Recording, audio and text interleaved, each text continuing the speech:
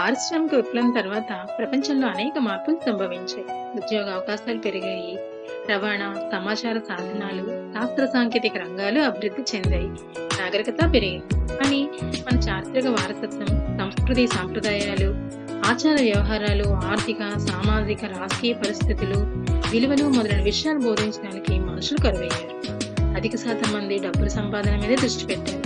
మన సంస్కృతి సాంప్రదాయాలు, చారిత్రక వారసత్వం మన భవిష్యత్ తరాలకు అందించాల్సిన అవసరం ఉందని భావించిన అమెరికా దేశం తమ దేశ పాఠశాలల్లో ఉత్తమ పౌరులను తయారు చేయడానికి ఒక శాస్త్రం ఉండాలని భావించింది.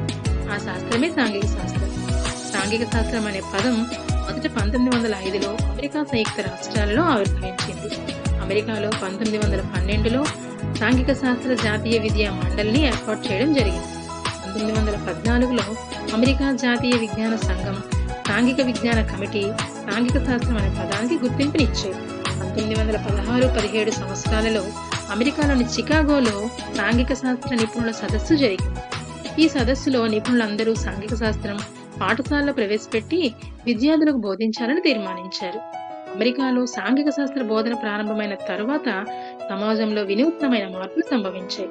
జాతీయతా భావం, దేశభక్తి, విలువలు, ఉత్తమ పౌరుల లక్షణాలు మొదలైనవి ఎన్నో విద్యార్థుల్లో అభివృద్ధి చెందాయి. దీంతో ప్రపంచంలోని ఇతర దేశాలు కూడా సాంఘిక శాస్త్రం యొక్క ప్రాముఖ్యతను గుర్తించి తమ దేశ పాఠశాలలో కూడా సాంఘిక శాస్త్ర బోధనను ప్రవేశపెట్టాలని భావించాయి. సాంఘిక శాస్త్ర బోధనతో విద్యార్థులలో అంతర్జాతీయ అవగాహన, ప్రపంచ శాంతి, మానవత్వం, ఇతర దేశాలతో పోటీగా అభివృద్ధి చెందాలనే ఆలోచన, అంతర్జాతీయ పౌరులం అనే భావన, విశ్వమానవ సౌభ్రాతృత్వం మొదలైన భావనలు అభివృద్ధి చెందాయి. దేశంలో కూడా 1952-53 సంవత్సరాలలో మాధ్యమిక విద్యా కమిషను సాంఘిక శాస్త్ర బోధనను భారతదేశంలో ప్రవేశపెట్టాలని భావించింది. ప్రకృతిలోని సజీవ, నిర్జీవ అంశాలతో ఏర్పడిందే సాంఘిక శాస్త్రం. సాంఘిక శాస్త్ర అధ్యయనాన్ని మానవ అధ్యయన శాస్త్రం అని కూడా అంటారు. సాంఘిక శాస్త్రం యొక్క ముఖ్య ఆశయం ఉత్తమ పౌరుల తయారీ. భూగోళ శాస్త్రం, చరిత్ర, పౌరశాస్త్రం, అర్థశాస్త్రం, నీతి శాస్త్రం, విలువల శాస్త్రం, సమాజ శాస్త్రం, మనోవిజ్ఞాన శాస్త్రం, మానవ శాస్త్రం, పురావస్తు శాస్త్రం, న్యాయశాస్త్రం, కళలు మొదలైన ఎన్నో సామాజిక శాస్త్రాల కలయికే మన సాంఘిక శాస్త్రం. అన్ని శాస్త్రాలు బోధించడం వేరు, సాంఘిక శాస్త్రం బోధించడం వేరు.